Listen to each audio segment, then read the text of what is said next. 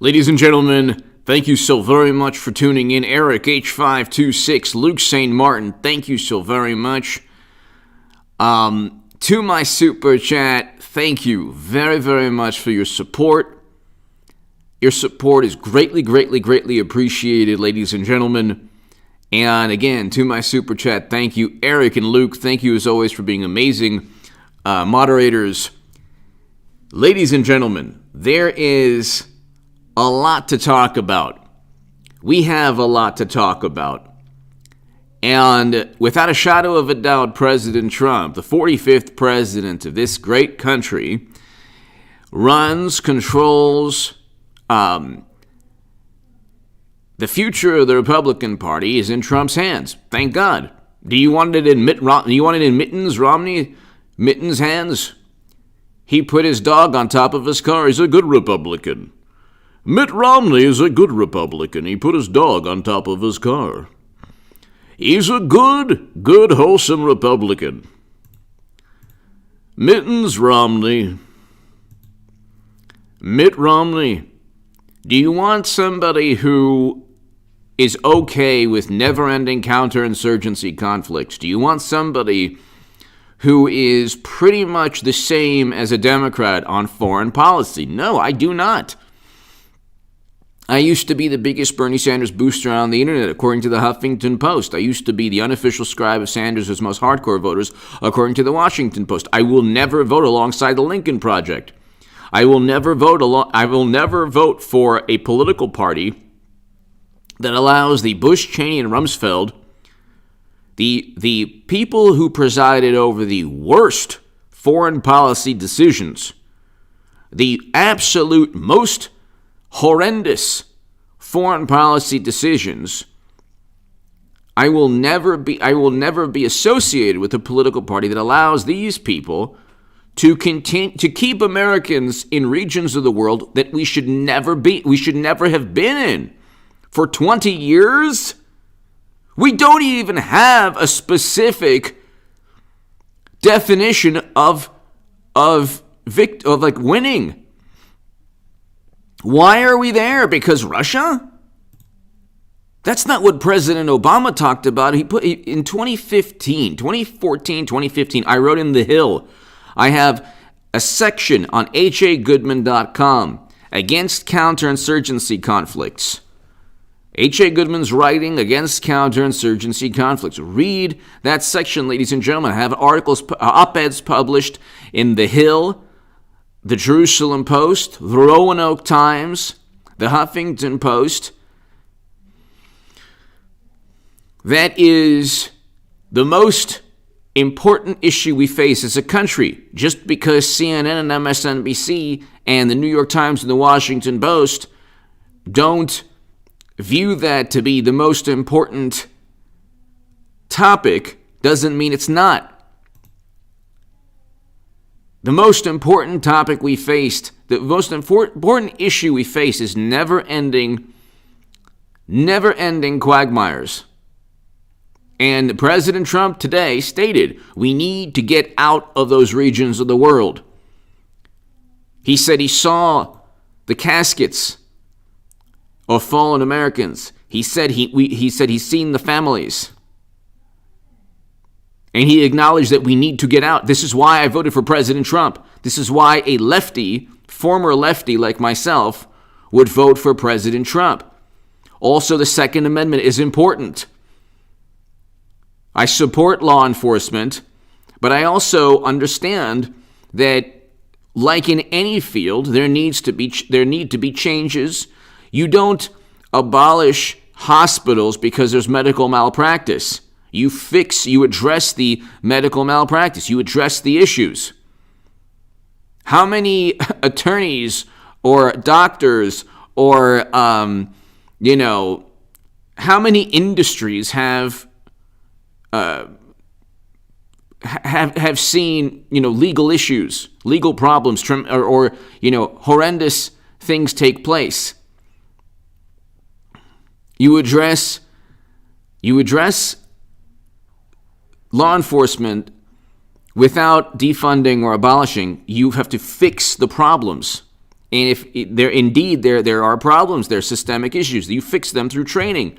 But you still support these people because you're the one. You're gonna call them, God forbid, if you're in need. But until they arrive, if you have the Second Amendment, you can protect yourself. And if you're in a rural location, you need the Second Amendment especially, or an urban, any location. You want to protect your family, like I can protect my family, like you can protect your family. But the Democratic Party wants to abolish law enforcement or defund law enforcement and erase the Second Amendment. So it makes no sense. It makes no sense at all. And while at the same time engaging in a more hawkish foreign policy.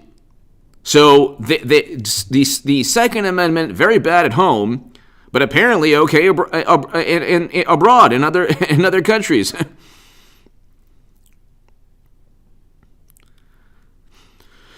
President Trump, he is the most honest politician that we've ever had to his detriment. He's too honest. That's what, when he speaks, he should have this type of thing every week. Every single week. You do not want Twitter or CNN or MSNBC to shape the narrative. You want Trump to speak every single week. He did a great job. He's a populist president. I thought Bernie Sanders would be a populist. He's not. He was even against a withdrawal from that region. I told everyone, I said, we're in these regions of the world because Bush, the worst president of all time, and President Obama brought us there. Then we have to defend our presence. Well, why are we defending a presence that we shouldn't have? I'm not even talking from a moral standpoint, because morally we should not put Americans in a position where there's no definition of victory. We should not put American soldiers, men and women, in a position where there's no definition of victory and you're caught between numerous factions. There are 5 or 6 countries in one region of the world with different interests. Why are we there? It makes no sense. There are theories. We're there because of this or that. But that's not any direct national interest that we have. The Democratic Party has been governing in the past month in the most horrendous manner. They're not even giving the far left, they're not even giving their voters anything that the voters wanted. What are they giving their voters? How are they upholding democracy? I'd like to know. How are they protecting the Constitution? I would like to know. What has President Biden done? His son Caligula is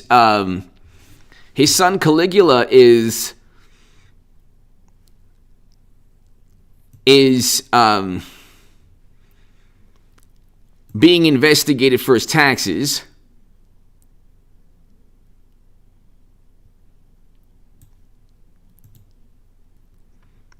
Okay. You have the governor of New York, who's now being investigated for numerous allegations.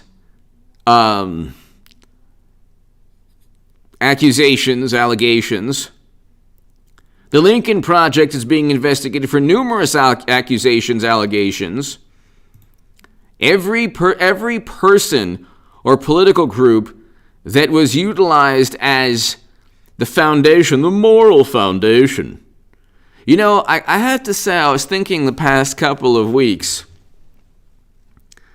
and I was saying, gosh, how did the narrative move so far away from what President Trump is good at?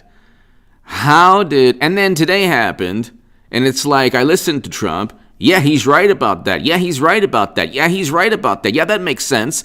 Look, immigration, I'm liberal on. So everybody knows this about me.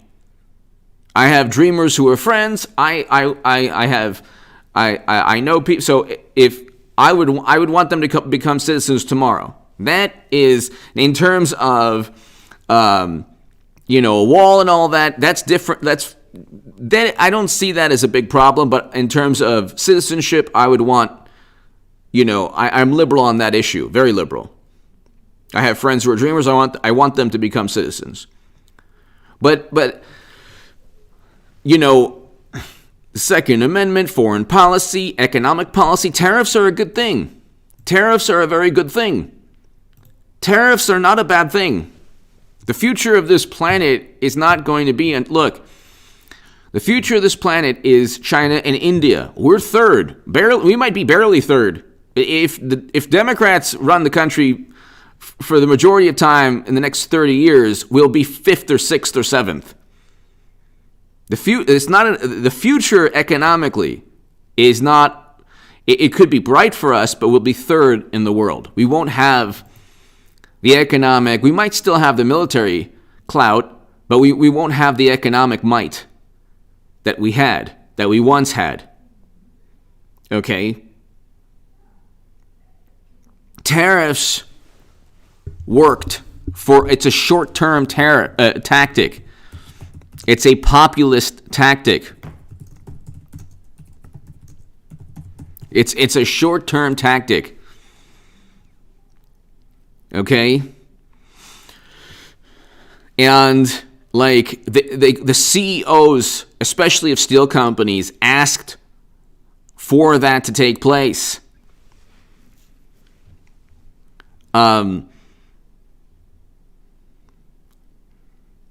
But see, again, all you had was, it's not working. It's actually hurting us. Yeah, well, again, these industries were willing to make a sacrifice in the short term to prove a point that you can't go ahead and dump steel. You can't go ahead and take intellectual property. You can't do this. You can't do that. So if you're gonna go ahead and engage in those practices, well, we'll engage in tariffs, and yeah, there will be a short term loss for both sides. However, it's at this point right now, it's not a competition that any other country wants to get into with the United States. Now, 30 years from now, it won't be an issue. We won't be able to engage in tariffs. That's a populist political tactic.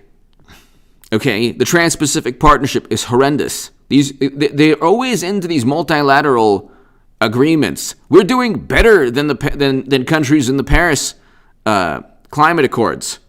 How is that possible? And the Paris Climate Accords, there's no penalty for polluting the world.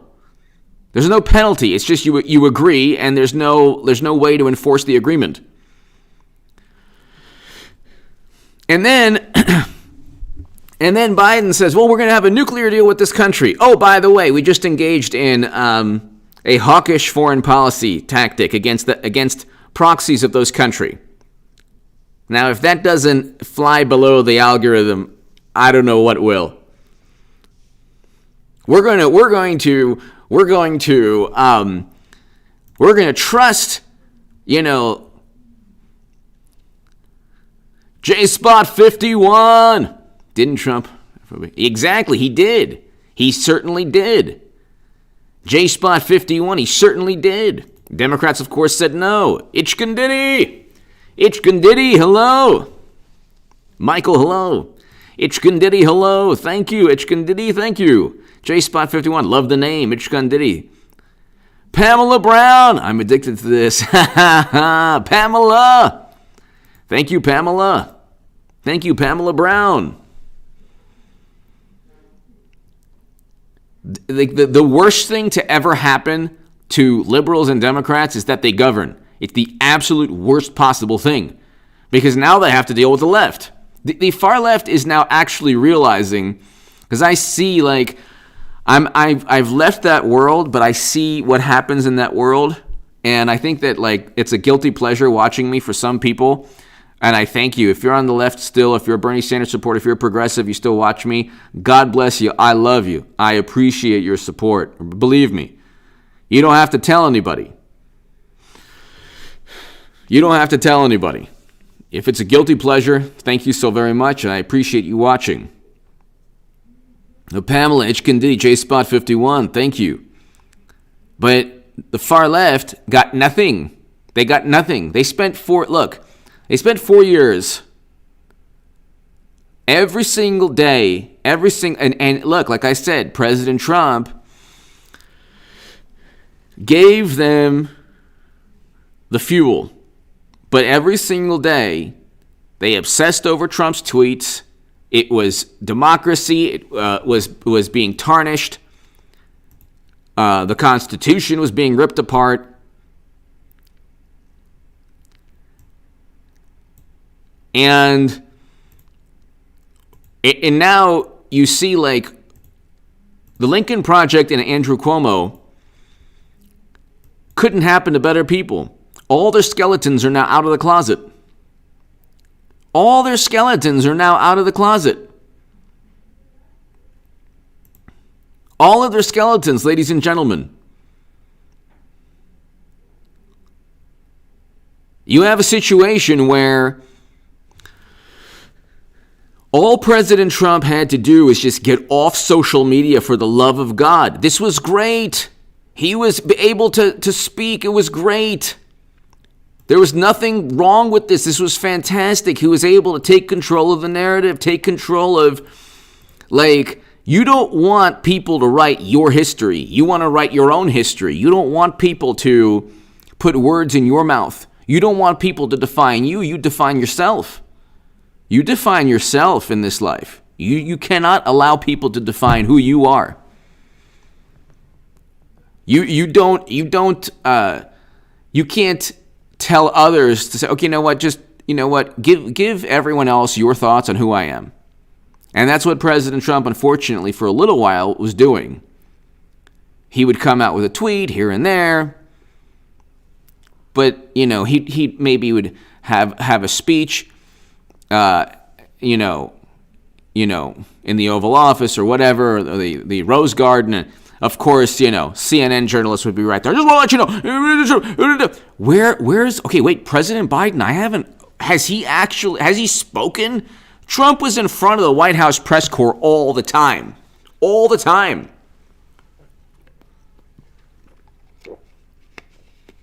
That's why when President Trump's lawyers, the past couple of months, they had a press conference, the Just for Men melted. What is the point? This is not like, these are another days, you don't fax somebody something. There's Xerox machines, but this is a new era. If President Trump, what he should do is he should go on Joe Rogan and Tim Pool immediately. He should have a recurring show. Brandon Tatum. He should have a show. He should have a way to communicate to display his humanity. Even Democrats, and I know it sounds funny, they even see Trump as a more more as a human being now, because they realize, well, things aren't that much better. Oh, wow. Gosh, things aren't that much better. We just have a different president. In fact, he's a lot more hawkish now. So what have we accomplished? What is it that, so even Democrats are like, actually, this past 4 years was a temper tantrum.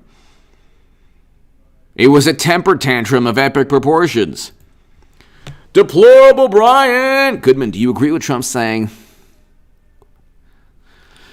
opponents are corporate state? Yeah, I do. I certainly do. The alliance of big tech corporations, TNC scare. It is. Yeah, I agree with you. Deplorable Brian. I agree with that. But I'll say this. That alliance is due to the fact that, Donna, thank you.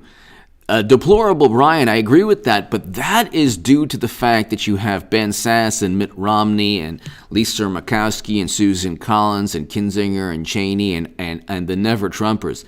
Every single thing we face in this society today is not the Democratic Party's fault. It's not liberals. It's not the fault of liberals or progressives. It's the fault of Republicans who allow it to take place.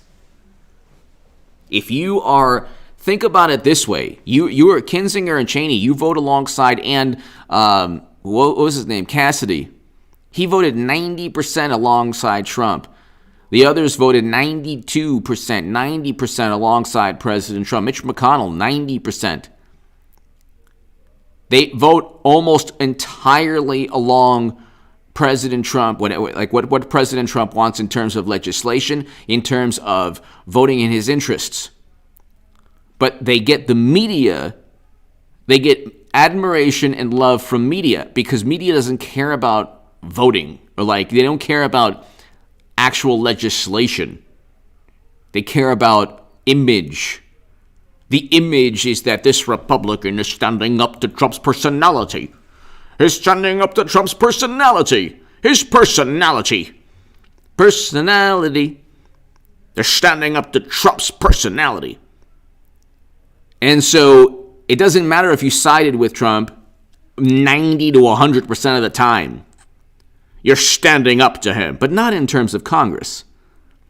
In Congress, you're doing exactly what he wants. But you're standing up to him. And why is it that every single night, think of the smoke and mirrors, how hollow the Democratic Party is. If you didn't have Jimmy Fallon, Jimmy Kimmel, Stephen Colbert, Trevor Noah, every night, every day, propping up in their monologues, in their Saturday Night Live, in their skits, when was the last time they went after Democrats? Because there's a lot to talk about. There's a lot to laugh about. Actually, there's not a lot to laugh about. Democrats, their scandals and controversies are so grandiose. There's not really much to laugh about. Like with Cuomo in New York, you can't really laugh about that because it was so horrendous. You can't really laugh about the Lincoln Project. They're disgraced. You can't really laugh about what President Biden just did in terms of foreign policy. It's horrendous. We shouldn't even be in that region of the world. So I guess, in a way, you can't really laugh about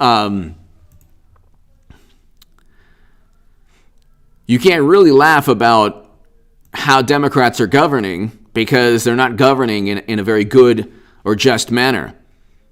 But you have all of Twitter, all of Hollywood, intelligence operatives. You have Republicans who basically vote to convict in an impeachment that was complete. Of course, there were missteps. There were a lot of problems. Shouldn't have. Nothing good was going to come out of protest that day. Nothing good. He shouldn't have been protest. There should have been a national discourse, dialogue, debate. There's so many ways. President Trump. Look, you go to Joe Rogan. Joe Rogan is great, okay? Everybody watches him. Daily Wire, okay? Ben Shapiro's great. Tim Pool is fantastic. Brandon Tatum. There are other channels. You go ahead, and these are channels with 1 million subs. 2 million subs. They have, no controversy, scandal, whatever. You have a recurring interview once a month. There would be 20 to 50 million views. On Joe Rogan alone, you get people you might not know who they are. Sometimes I don't know who they are, but there's 2 million, 3 million, 4 million views.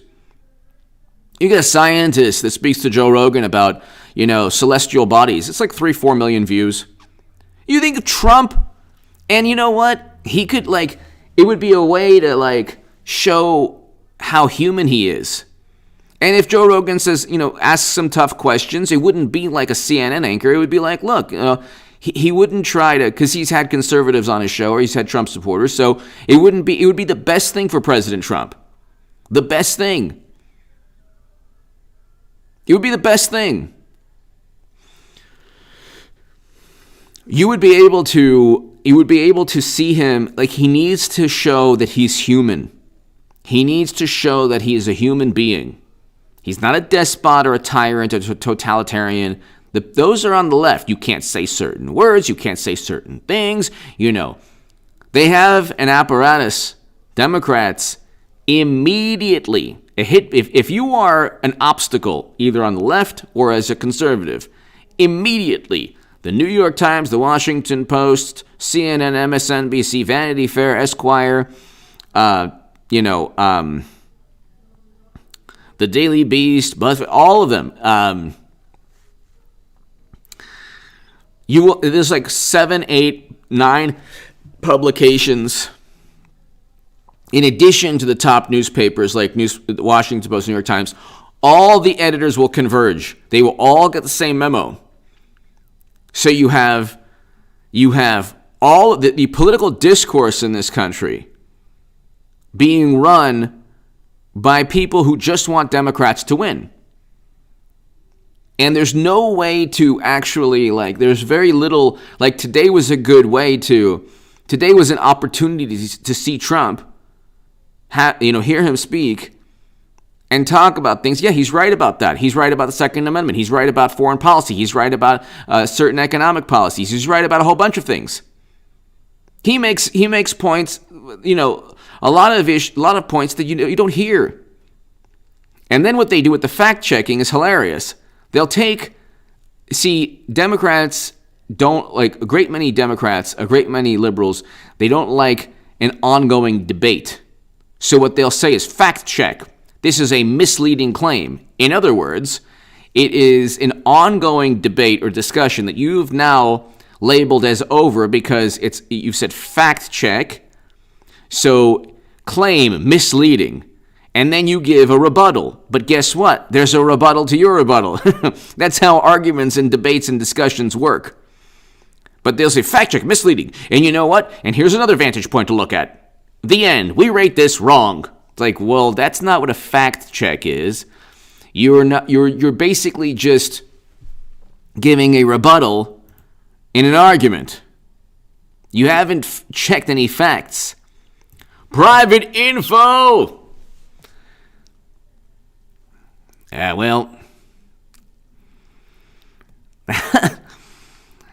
Private info. I think that the best thing that happened to President Trump is that thank you, private info, thank you. The best thing that happened to President Trump is that Democrats now have to govern. And now all the wind are out. There's no more wind in their sails. There's no more momentum. There's no more political momentum. Where's the political momentum now? Private info, thank you. Where's the political momentum? Political momentum. Where's the political momentum where you have a situation where you can actually, what have they offered the country in terms of a change? Tell me, aside from cosmetic, well, we reversed this policy, and we reversed that policy, and we reversed it. Well, okay, and so how does it help the country? How does that help the country how does it help the country? They can't explain how their policies, they're just the opposite. They want to be the opposite of Trump, but that doesn't necessarily help the United States. Just being the opposite of Trump doesn't help. What have you done? You're not going to get the stimulus checks that you wanted. You're not going to get Green New Deal legislation. Yet you say that climate change is an existential issue. So the planet, there's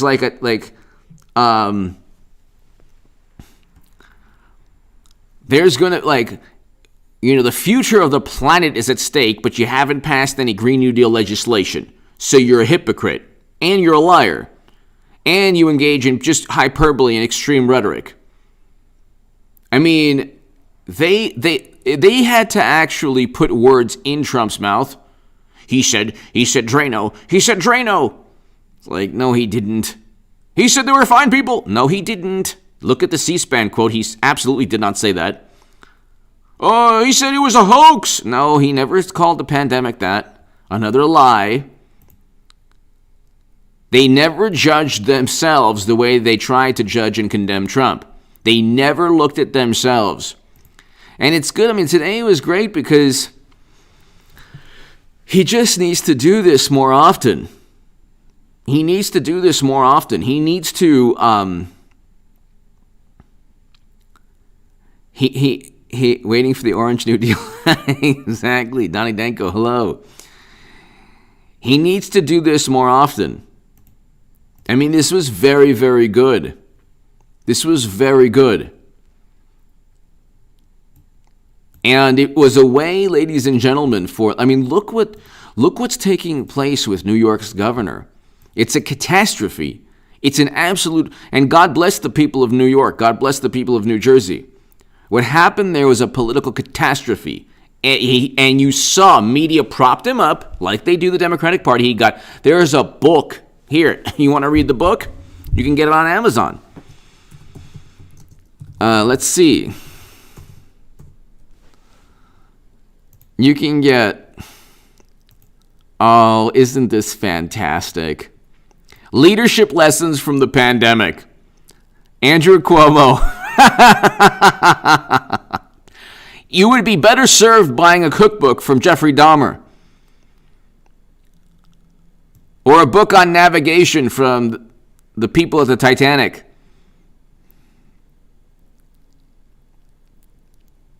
It's unbelievable. And there's a book, America's Most Alluring Governor. I'm not going to say the word, whatever.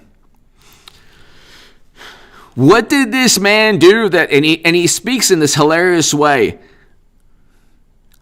I can do it again. America was never great. Oh, thank you. Is that good? Did I say it good? America was never great. Greatness. And he goes first of all, he says something absolutely absurd, and then he tries to make it into this oh my God, this sermon. Preach, oh Cuomo. Greatness is realizing that when you can realize that people are still suffering, then you will achieve the greatness that America never had. Huh? Good? No? Oh, I love it. So good, so good. Because he was running against a person who basically wanted socialism. So he was like, I'm socialist too, in a different way. You couldn't have run one of the greatest states in the country into the ground more than this man did.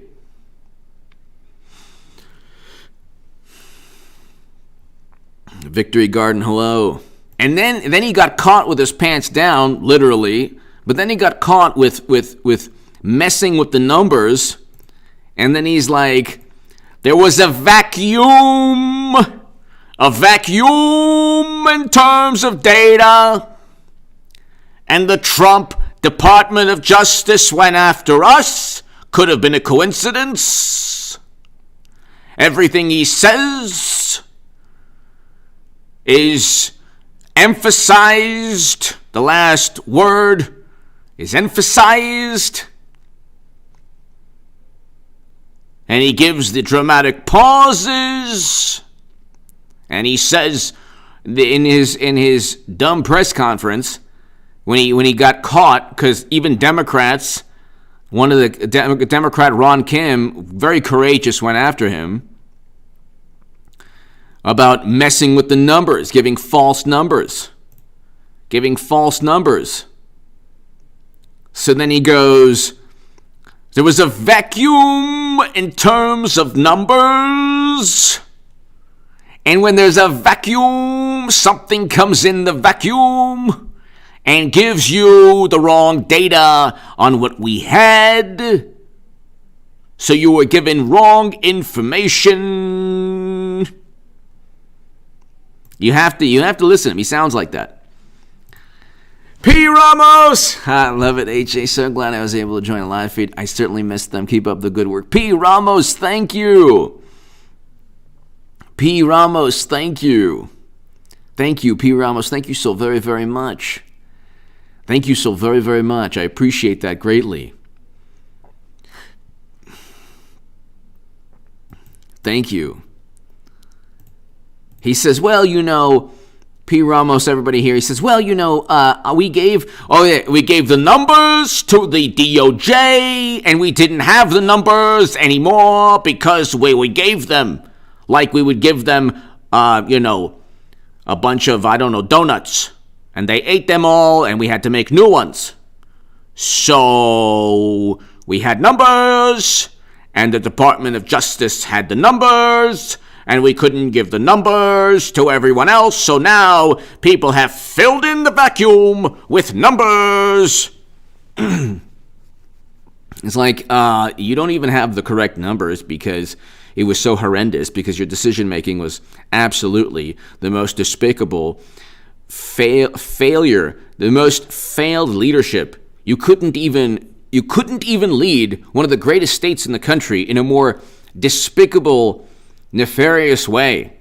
Then you give immunity to the people who own these places, and you put infected people in the most vulnerable within the most vulnerable locations. And you blame the numbers on Trump.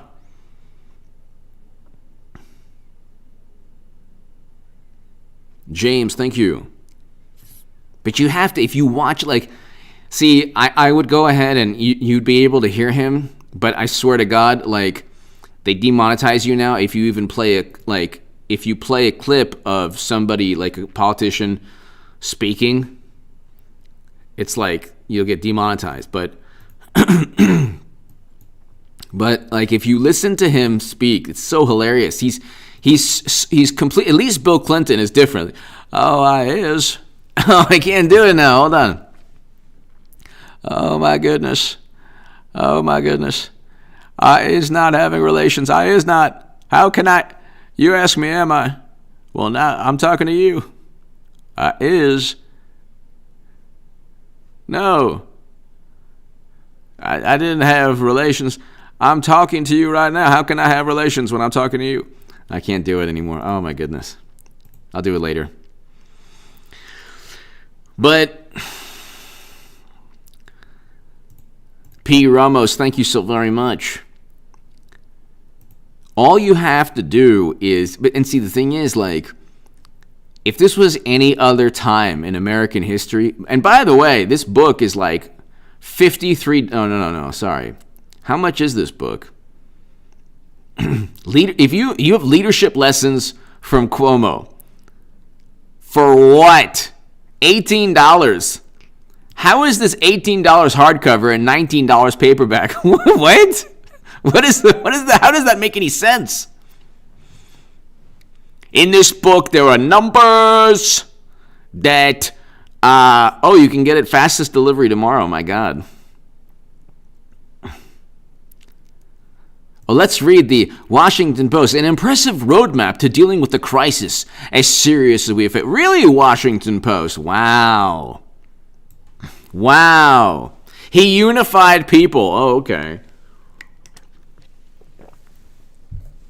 In March, he said the risk remains low. In March, he said the risk remains low.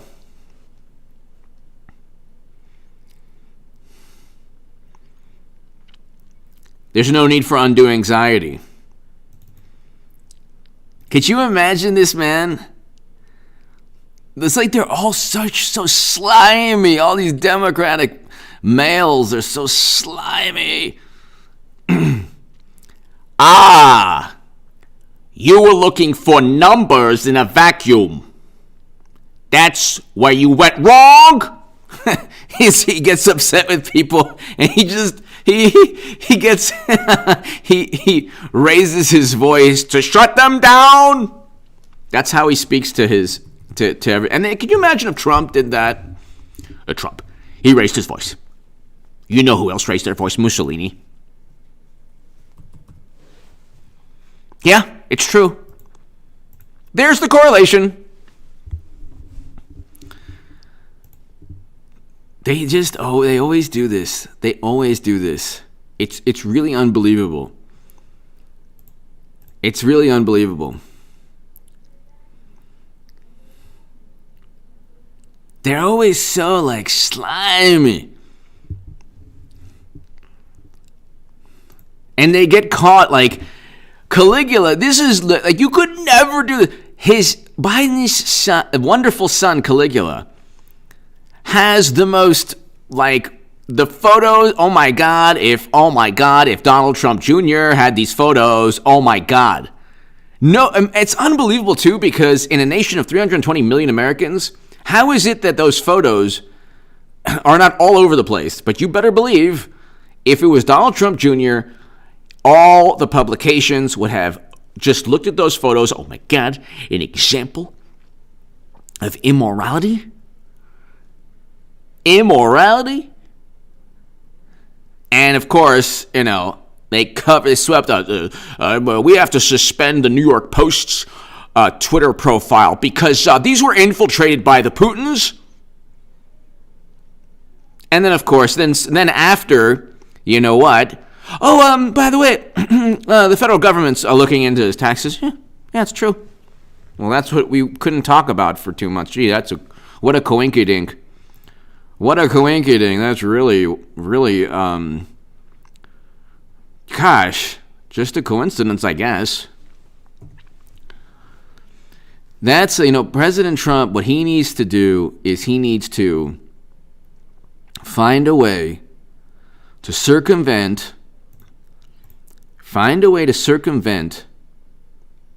See, he tried to circumvent media through Twitter, but that just fuels media. What he needs to do is find out of the box. I say go on Joe Rogan. Go on Tim Pool. Go on Brandon Tatum. Go on the Daily Wire, Ben Shapiro. Because you're going to have, and honestly, I swear to God, Trump should have a conversation with Don Lemon, Anderson Cooper, Rachel Maddow, everyone at CNN, MSNBC. You should do that. And if Trump needs to take any medicinal whatever to calm down, do it. Have him calm down. Have him relax. It's not difficult. Somebody needs to tell President Trump it's okay to say that you could have done better. It's okay to say you tried your best. It's okay to say you messed up. Just look at Bill Clinton. Just look at Cuomo. Just look at all of these people who not only messed up, they engaged in the most despicable of the Lincoln Project. The people are still on Twitter. I don't have Twitter, but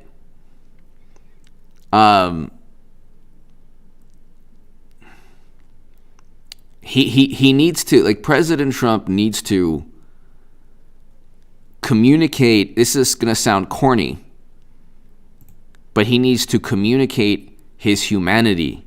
He's a human being with family and grandkids, and he has, in terms of foreign policy, he's far more, he has a greater grasp of morality. He's morally superior to the wonderful, American crisis leadership lessons.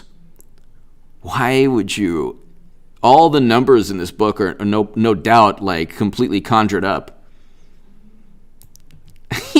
And then there's the Nancy Pelosi way. Oh, that's good. Advice on leadership.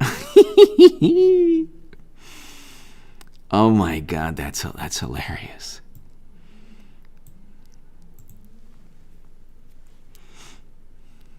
That is hilarious.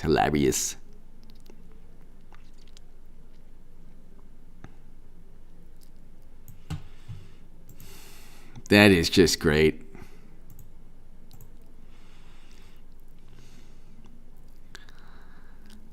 Ladies and gentlemen, it's just, he needs to, I know, like I said, it sounds weird, but he should find a way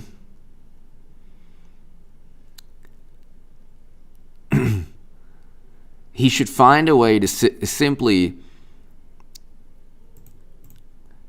circumvent, because look, you're going to have CNN, MSNBC, New York Times, Washington Post, and pretty much every political publication, aside from maybe 4 or 5 conservative publications. And even the National Review isn't always on Trump's side. Actually, probably over half the time isn't on Trump's side, or maybe half the time. But you have to find a way to prevent them from creating a narrative. You have to find a way to prevent them from creating this alter ego. Born Free, thank you.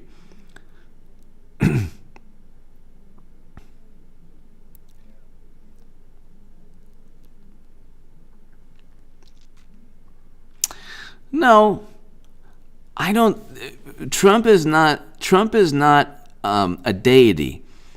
Here's the difference.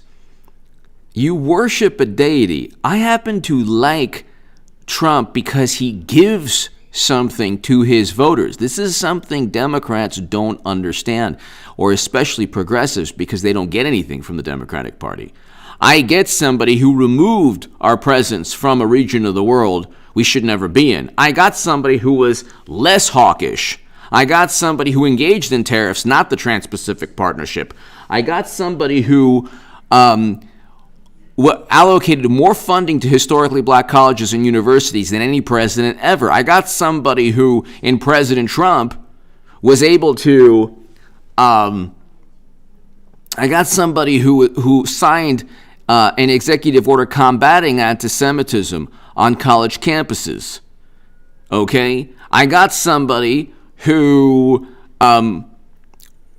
recognized the Golans as Israel's, which is a very good thing, and moved the embassy to Jerusalem. So I got something for my vote. I got something for my vote. That's not worshiping. That is actually like voting and actually getting something for your vote. I did not want the Trans-Pacific Partnership when I was a Bernie Sanders supporter. Tariffs are much better. Much better. Well, it didn't work in the short term. Yes, so that's okay. Because it's a short-term strategy. It's a short-term tactic that's part of a long-term strategy. You have the ability at the moment to engage in tariffs. The CEOs of steel companies and other companies wanted tariffs. They knew that it might hurt them in the short term, but it would help them in the long term. I wanted somebody to protect the Second Amendment. So the Second Amendment was protected under President Trump. I want somebody who goes up against the groupthink and hysteria, this prevailing groupthink, and he did. Now, were there missteps? Sure, there were missteps. He shouldn't have insulted LeBron James. He shouldn't have insulted NFL athletes. He shouldn't have utilized Twitter in the manner that he did. But you know what? President Obama shouldn't have engaged in a NATO intervention that absolutely destroyed a country in Libya. So who did worse? I want somebody to tell me President Trump's tweets were worse than President Obama's NATO intervention or Bush's never-ending quagmires. Somebody should say that. Oh, well, it's different. Oh, well. I'd rather have Trump's missteps than President Obama or especially Bush's missteps. There's no comparison. Private info, thank you. Joe, thank you.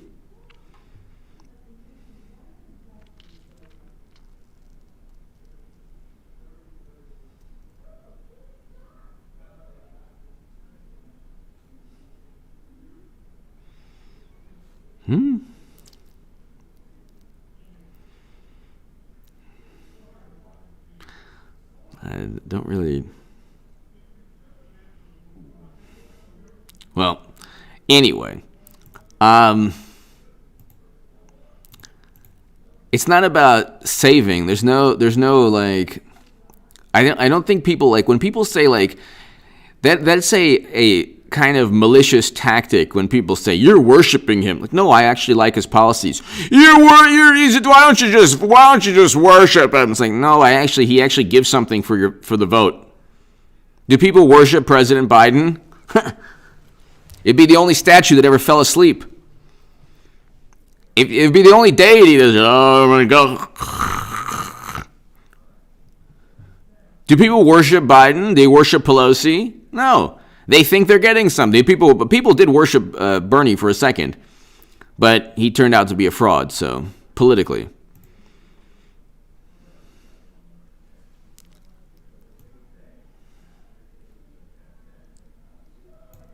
Again, there's no worship, so I'm going to have to.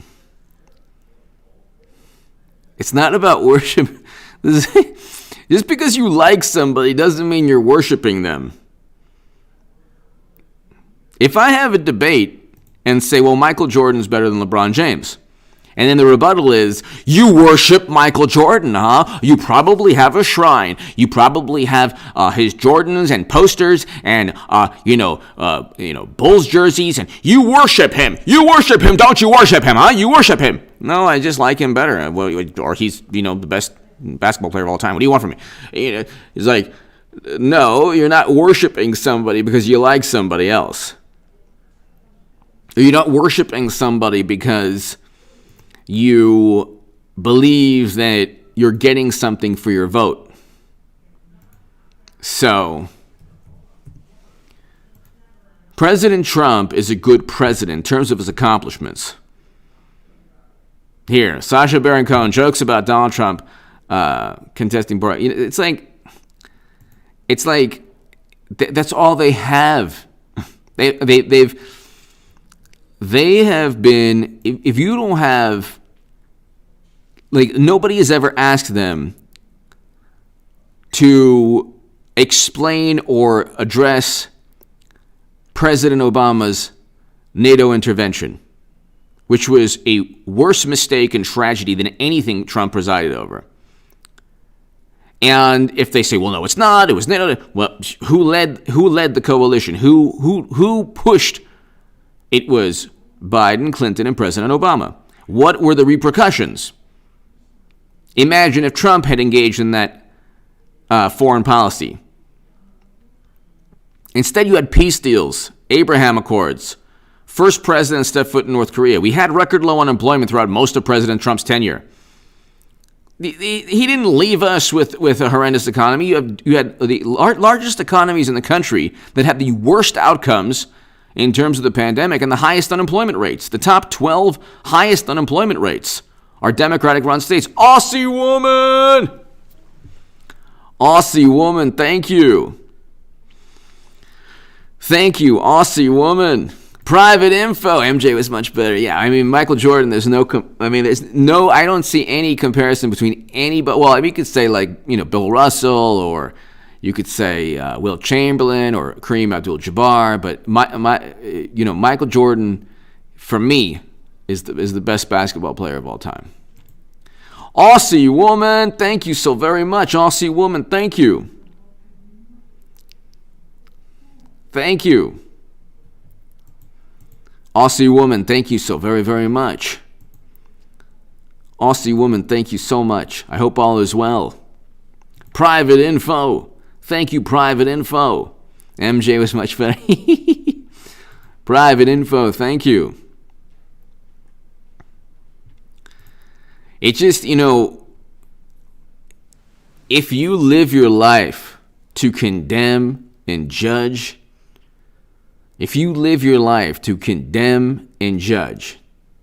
which is what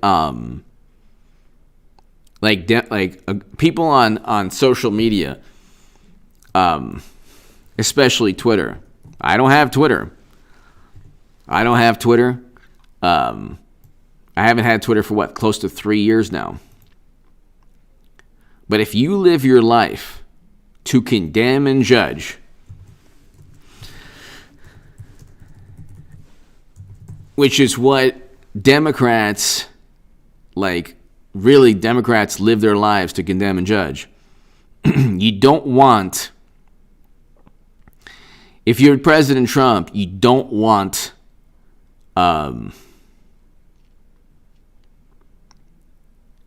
you don't want to give them fuel. Like, you don't want to give them fuel. You don't want to give them this ability to wake up in the mornings. Oh, I'm going to condemn and judge Trump and condemn him and try to, tear him down and cut him down to size and, save the country from him. Oh, my God.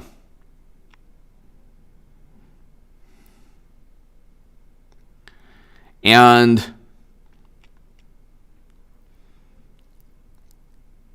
see, if you just, like I said,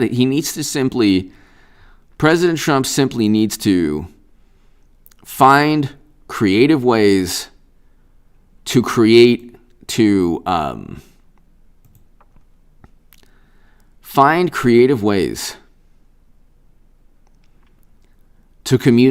who he is.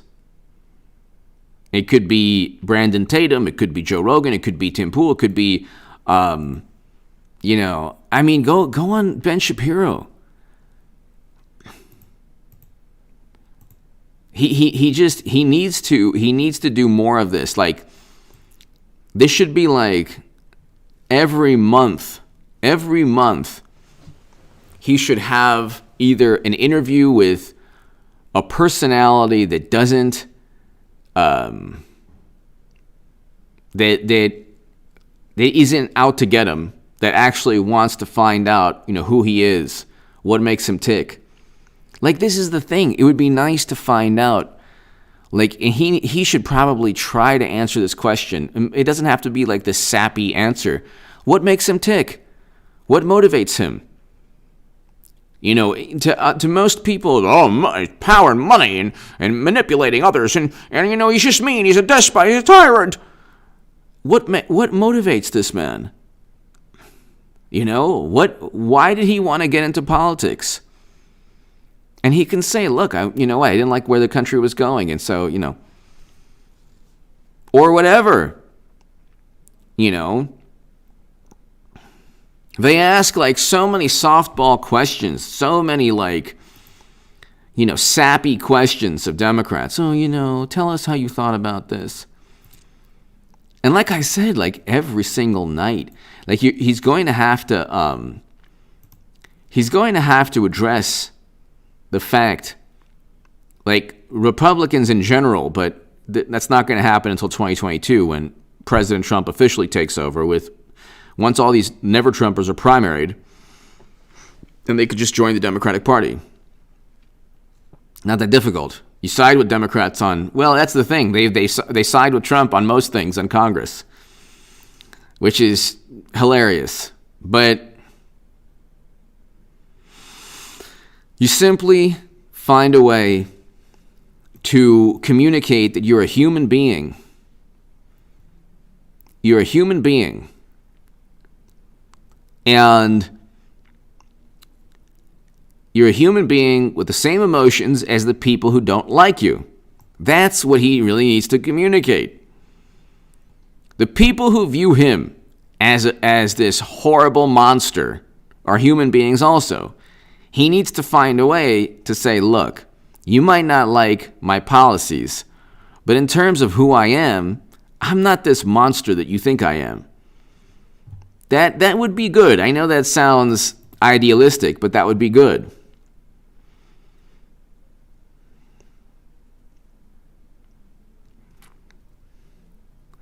Ladies and gentlemen, Splashless, thank you. Thank you so very much. To my super chat, thank you. Today was a great day. It really was. Today was a really wonderful day. And it was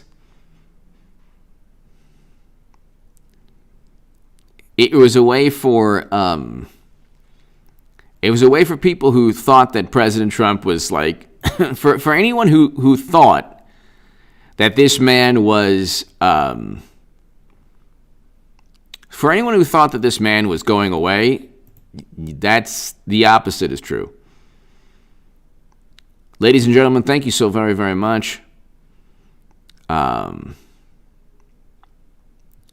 Have a great, great evening.